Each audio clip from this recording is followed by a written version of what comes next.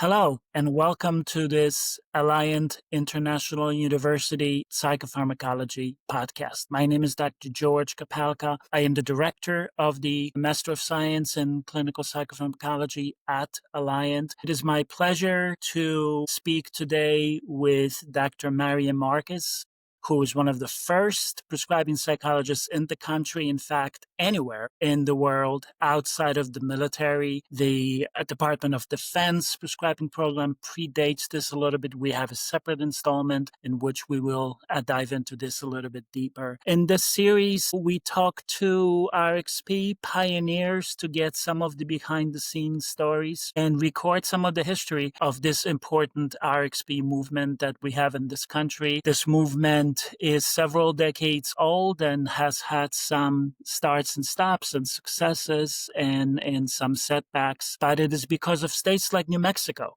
that we continue to succeed. New Mexico, of course, being the first state that passed RxP all the way back in 2002. So today I'd like to discuss some of that history and fast forward to the future to some degree as well. By way of background, Dr. Marquez and I go back a long way. So we originally met when we enrolled in the first prescriptive training program for psychologists outside of the military back in the mid to late 1990s.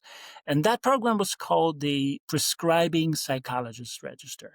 We actually will have a separate episode in which we will dive into that particular program a little bit deeper. What was interesting about that program is that it really had as its students psychologists from everywhere in the country, pretty much. We had people from the East Coast, New Jersey, New York. We had people from Florida. We had people from California. We had psychologists really from everywhere in between. And yet, even though there was such excitement about passing RxP in most of the country, which we were hoping would occur relatively quickly, the actual progress was slower, but New Mexico was the first out the gate.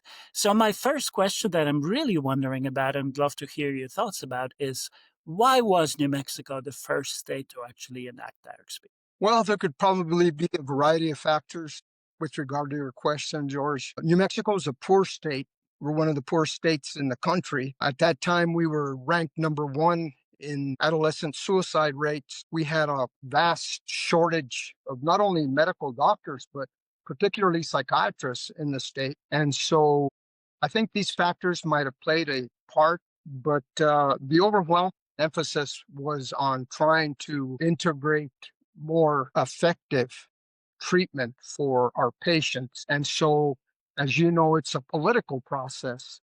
Even though those geographical and ideological factors played a part, the main reason I think New Mexico was first is because we got on board in the political process. And we were able to convince many people in the state that what we were doing was worth the while. As you know, after we passed our bills, other states followed, and it was kind of the same process. It's a political process. And we understood that from the very get-go after the first couple of hearings that we had. But I think the fact that because New Mexico is a poor state, a lot of patients on Medicaid and Medicare, and a shortage of health professionals played a part in that. What personally attracted you to the idea of becoming a prescribing psychologist? Well, George, I'll tell you, I was working with children at the time, way back in the 80s and 90s, mostly children, adolescents. I was seeing patients on these horrendous medications, let me say. I mean, just cocktails of 5, 6, 3, 4 psychotropic medications. And they were coming to me on these medications. It was obvious that the follow-up just was not adequate. Young children on these cocktails, it was heartfelt. I didn't want to see them on so many medicines. Some of them were walking around like zombies. They'd go in for a checkup and they'd come out with additional prescriptions. And we couldn't tell. I mean, not even the greatest expert on the earth could tell if this was a side effect, if it was an interaction, it was a therapeutic effect. Nobody could tell anything about these meds. And so I would do my best to try to coordinate with the psychiatrists who were prescribing these medicines, but I wasn't able to make a lot of progress because they basically did not want to hear it from me. And they actually questioned my integrity, and they questioned my training in terms of, did I go to medical school and am I qualified to consult with them on these medicines? And like you say, way back in the 90s, we went through, I forget how many hours of training at PPR.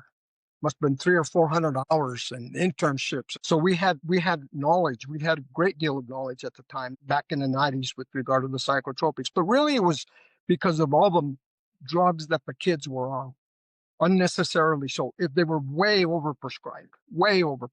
That's how I got into it, actually. I wanted to try to take the kids off the medicines, and I had no power to do that.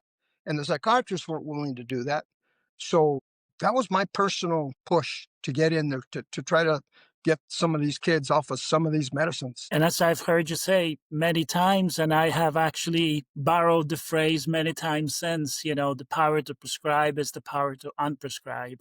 I got a lot of pushback from psychologists actually on that, because especially the politicians, that really made an impact with them, because all families, everybody, all of us have relatives or friends or spouses or colleagues, co-workers who have emotional problems and are on psychotropic drugs. But the thing that really resonated was just what you just said there, George, that the power to prescribe is also the power to deprescribe. And I started talking to legislators about that. And the other states didn't like that idea. They didn't like us saying that, because they felt more compelled to, have, especially children, on these medicines. To be honest, I didn't see them as very effective with children particularly. So it sounds like that particular aspect of our ability to use multiple tools as prescribers, right? Not just prescriptive authority to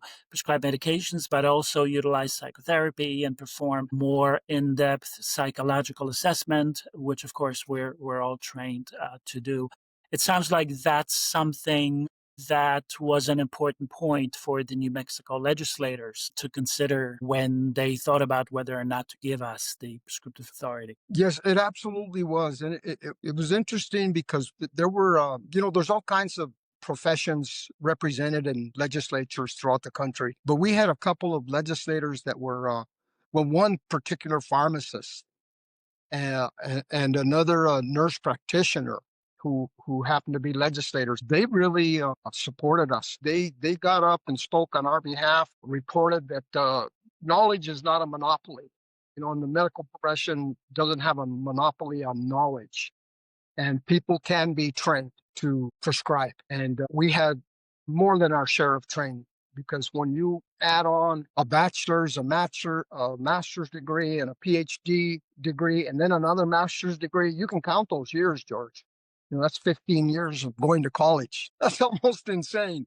But that's kind of what we wrote up for ourselves. We wanted to show the legislature that we were not afraid to go back and get the training that we needed, and that the state would not have to pay a penny for that. We all took it upon ourselves out of our own pockets. But yeah, the fact that the medication was not the only tool in our toolbox. We do social interventions and behavioral interventions, and now we can do the medical interventions. And so it's to a great advantage for our citizens in New Mexico. It really has played out very well over the last 20 years, in the sense that many more people have received appropriate, adequate treatment because of what we did 20 years ago. And of course, that point that you've made about medical training being able to complete outside of medical schools is such an important point. It's a battle that so many professions have had along the way, right? We're one of the later ones now having that battle in the last 25 years or so. But of course, nursing had to have this battle originally, right? Optometrists had to have this battle that they can obtain training to prescribe their kind of medications, while not doing it in a traditional medical school. Podiatrists have gone through the same. I think this is a really powerful point that you've made, that this training can indeed be required by other professionals. You don't have to go to medical school to be able to obtain that sort of background and training. Couldn't agree more, George. What was the actual process like to pass the legislation in New Mexico? Well, it actually was about a 2 to 3 year process, because we began the process before we ever submitted a bill. And the first year that we submitted the bill, we weren't able to get it through. We were able to get it through a lot of the committees and through the House of Representatives, but it stalled on the floor of the Senate. And so it never got to the governor's desk that first year. But the second year, our momentum just took us right through the whole legislative session, right onto the governor's desk. And lo and behold, he signed the bill. I don't know if you remember this or not, George, but we actually had a debate in the governor's office with psychiatry. I think there was maybe 3 or 4 psychologists in front of the governor and the governor's staff. And they brought in their big shots, their big guns from psychiatry. And we had a debate right in front of him. And guess what? We won the debate and the governor signed the bill. But we basically won all the committees. We won the floor of the House. We won the floor of the Senate handily. There was a couple of times when it was a close vote. But after the legislators would hear the arguments, overwhelmingly they supported us, unless there was lobbyists, that were funding some of the campaigns for the other side. And, the medical profession had a lot of lobbyists fighting us all the way. But it was a political process. It's a fight. As you know, politics is not a non-contact sport, if you will. It can get down and dirty sometimes. And it did at some points. It was, like I say, about a 2.5 year process. Ultimately, we were able to develop the relationships that we needed to develop. And we started from the beginning. Like, for example, when we first began, I went to the Senate Pro Tem, Senator Aragon, and I offered to volunteer in his campaign. This is how we started off.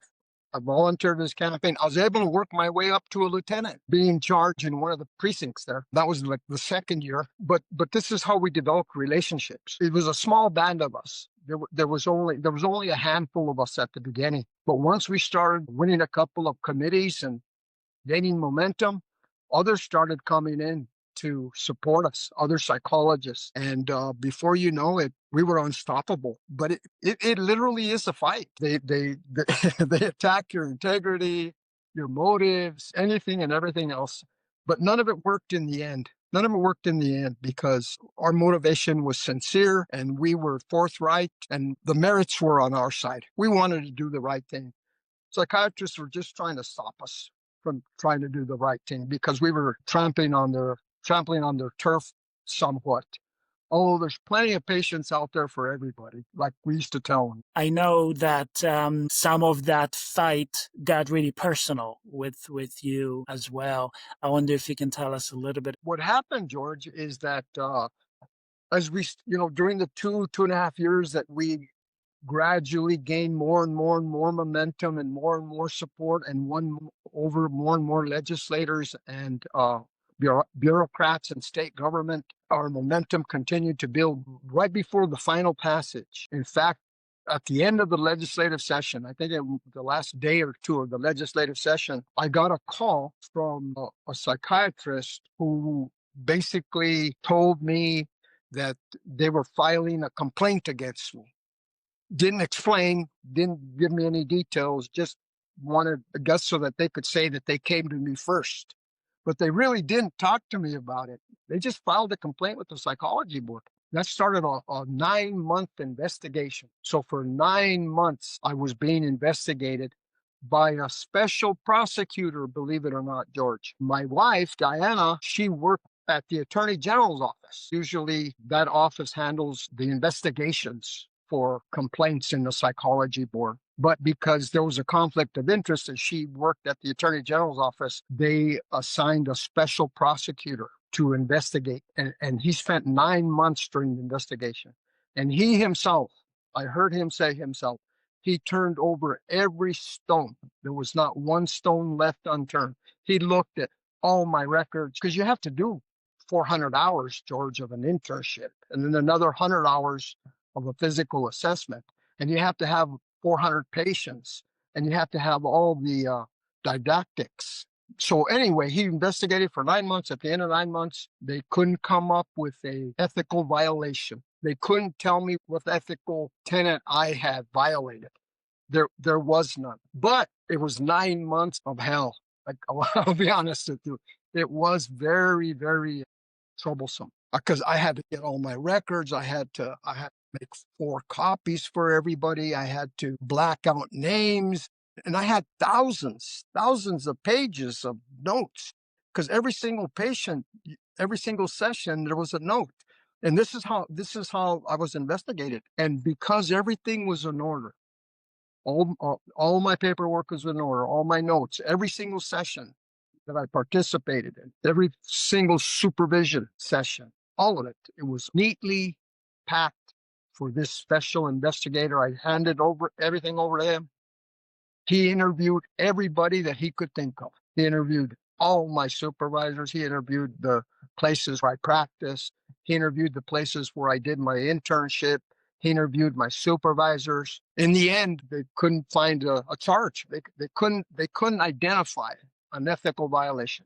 But it was difficult. It was difficult. I owed a lot of support to those that supported me during that time. But I'm glad I got through it.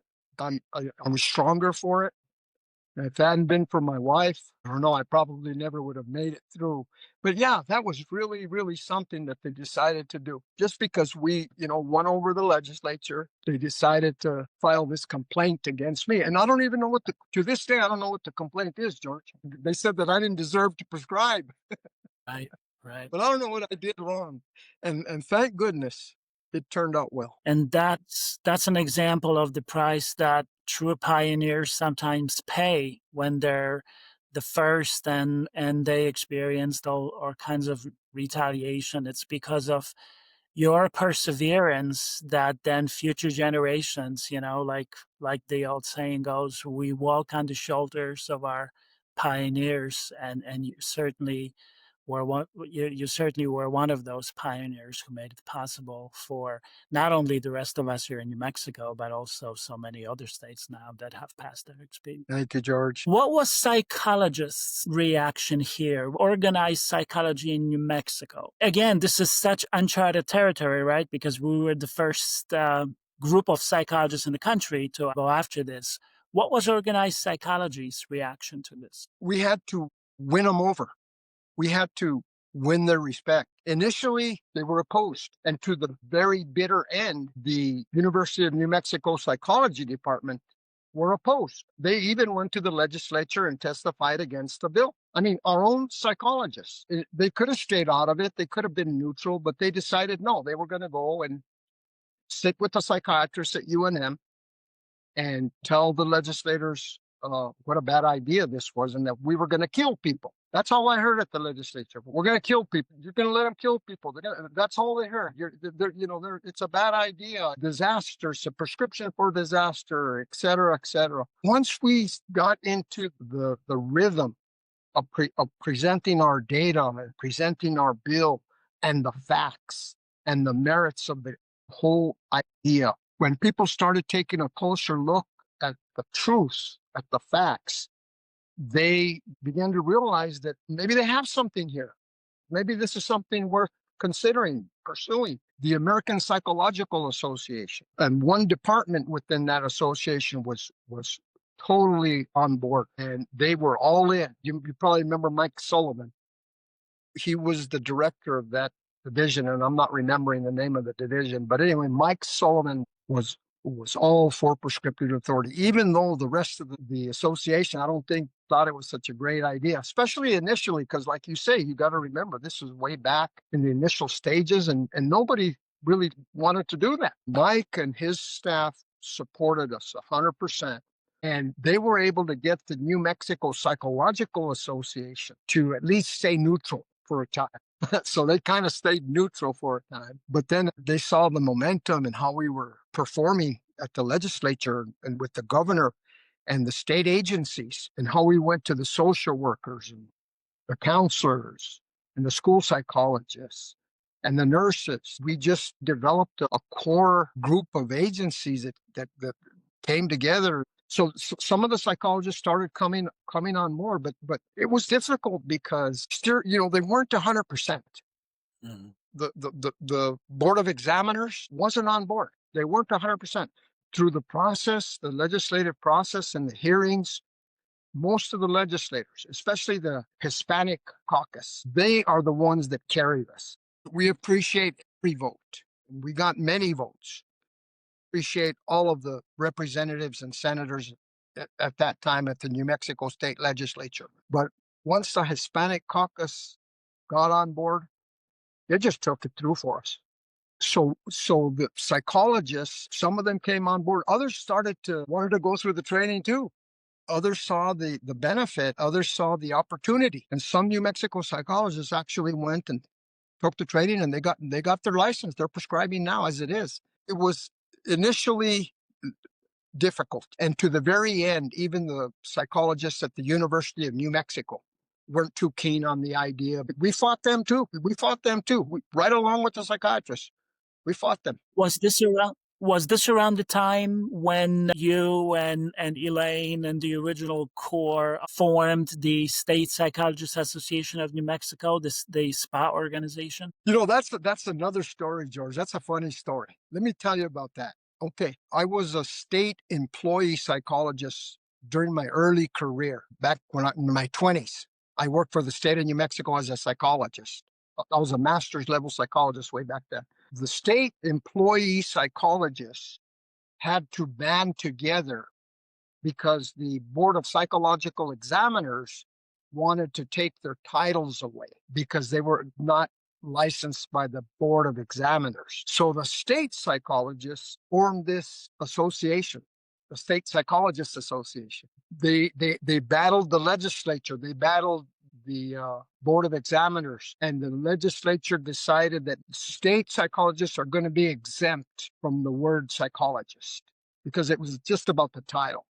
They wanted to call us something else, the Board of Examiners. They wanted to reserve that title just for licensed psychologists, Board of Examiner licensed psychologists. But at that time, master's level psychologists weren't even considered to be licensed. So state psychologists didn't want to lose their title. Once that ended, it went dormant. It went dormant for, I don't know, at least maybe 8 to 10 years because there was no need for it. But for some reason, the paperwork remained intact. There was a state psychologists association. It was just dormant. There's no action. When we looked into that and found out that the organization still exists on paper. We decided, let's open this up and rejuvenate the State Psychologists Association. And that's what we did. It came back to life. And now it was our association, the Prescribing Psychologists Association. And, we since changed the name, I think. But yes, it was right at that time, exactly at that time, that we opened up the State Psychologists Association again. And that was because NNPA was more neutral and not really helping that much to organize the prescribing psychologists in the state. Yes, that's exactly right. If NNPA would have just come on board with us and assigned us to the committees that we needed to be assigned to, instead of making roadblocks for us, it would have run much more smoothly. But George, it took longer. I think you probably know this. It took longer to develop the rules and regulations than it did to pass the bill because we got so much pushback from the University of New Mexico, from NNPA, from the Department of Psychology, from the American Psychiatric Association. They lobbied the governor. They used their lobbyists to make the rules and regulations so burdensome that nobody could ever do this. So we had to fight him at that level too. I mentioned earlier, I don't like to use that word, but it was a battle. It was a fight. It was something I'll never forget because it was just so hard to understand why psychologists would be opposed to this. Why would my own organization, NMPA, why would they be opposed to this? Why wouldn't they put Elaine and I on the committees to develop the rules and regulations? They went round and round and round for 2 years with rules and regulations. Finally, we had to do the politics again. So every time we got kind of like in a bind or stuck, we do politics. And so we would go to our legislators, we'd go to the governor. They're the ones that had to fix this because the people in charge were making it so difficult, the training hours, the this, the that, that nobody would have ever been able to prescribe. But luckily, the legislators, the president pro tem of the Senate, and one of our representatives, Ed Sandoval, who, by the way, got an award from APA, the American Psychological Association. Ed Sandoval got an award. Legislator of the Year, helped us through this whole thing. But if it wouldn't have been for the Hispanic caucus, I don't know what would have happened to the rules and regulations, because they just kept adding more rules. And you know what NMPA did? They assigned psychiatrists to the committee instead of putting Elaine and I on the committee. They put psychiatrists. They put psychologists that had no training in RxP. None. They had no training. They were just, NMPAers, psychologists, licensed psychologists, who were, good people. No training in RxP, though. When you went to the governor and the other legislators, what do you think were the most convincing arguments you've made that helped them come aboard with us? It was the need. I think the need. And the personal testimonies and the personal lives, the government officials and the legislators. Like I mentioned earlier, everyone has family or friends or kids or spouses or siblings that has mental illness or emotional problems that are on some kind of psychotropic medication, because that's what they do. That's what they do now. They just throw pills like it's candy, especially the kids. It's calmed down here in New Mexico since we opened up this can of worms. The psychiatrists are much more careful.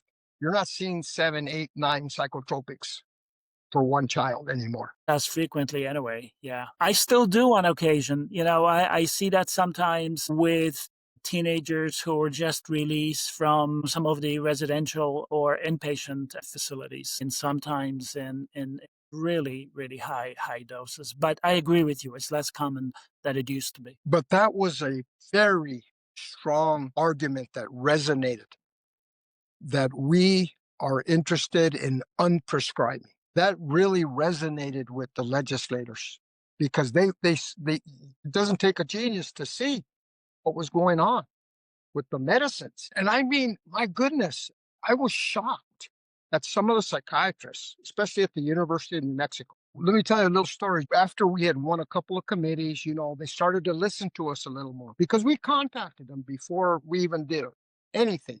If we could have a meeting and discuss this rationally and civilly and see if there's something we could come up with together, some kind of an arrangement, an agreement, something, anything. They wouldn't even take our calls. But when we won a couple of committees, now all of a sudden they were listening. They basically asked for a meeting, and it was supposed to be one psychiatrist and myself, one psychologist, and one lobbyist from each side. And we were supposed to have this meeting to discuss if we could come up with a compromise or anything. We went to that meeting. I showed up to the office, and there were like 5 psychiatrists sitting at the table. Nobody had gone with me because it was supposed to be a one-on-one kind of deal. I guess I could say they cheated. I don't know what else to say. I walked in, and we got to discussing it, and they were very aggressive.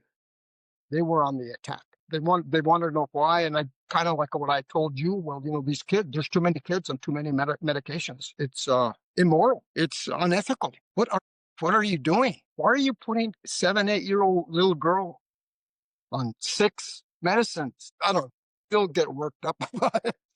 I think it was a 9-year-old female who was on like 5 psychotropics, and they give psychotropics for everything, to sleep, to wake up, to attend, not to be depressed, not to be anxious, not to act out, not to, on and on. I mentioned it, and they attacked me, and they says, well, Dr. Marquez, are you qualified? Do you think you're qualified to manage that little girl's treatment on 5 psychotropic medications? Are you qualified? Do you think you're qualified? I remember saying that just what I said. I said that it's immoral for you to have done this to this child, and it's very unethical. You're supposed to do no harm, and all you're doing is harm. And why is it that you're doing all this harm to these kids? What is it? It was like these psychiatrists were competing with each other to see who could come up with the most fabulous cocktail of drugs. It was astonishing to me. They backed off. They backed off when I started telling them how wrong they were about prescribing so many drugs to young children for no reason. You don't have to do these. I challenged them on their behavioral interventions, on their psychotherapy, and their family therapy credentials, and none of them were doing any behavioral interventions or psychotherapy or family therapy or anything. All they were doing is dishing out drugs like candy. And so they backed off, and we went at it the next day again because there was no compromise. There was no compromising. All they wanted to do was attack me, and they did. But I fought back. Thank you for listening to part 1 of my conversation with Dr. Mario Marquez. We've traced the origins of prescriptive authority in New Mexico and heard Dr. Marquez's firsthand account of how this groundbreaking legislation came to be. But what happens when the law is passed and the license is granted? In our next episode, Dr. Marquez shares the realities of stepping into practice as one of the very first prescribing psychologists, insights you won't want to miss. In the meantime, learn more about what's happening now and next in RxP by checking out our Psychopharmacology Today podcast at alliant.edu/podcasts. Thank you, and we look forward to seeing you next time.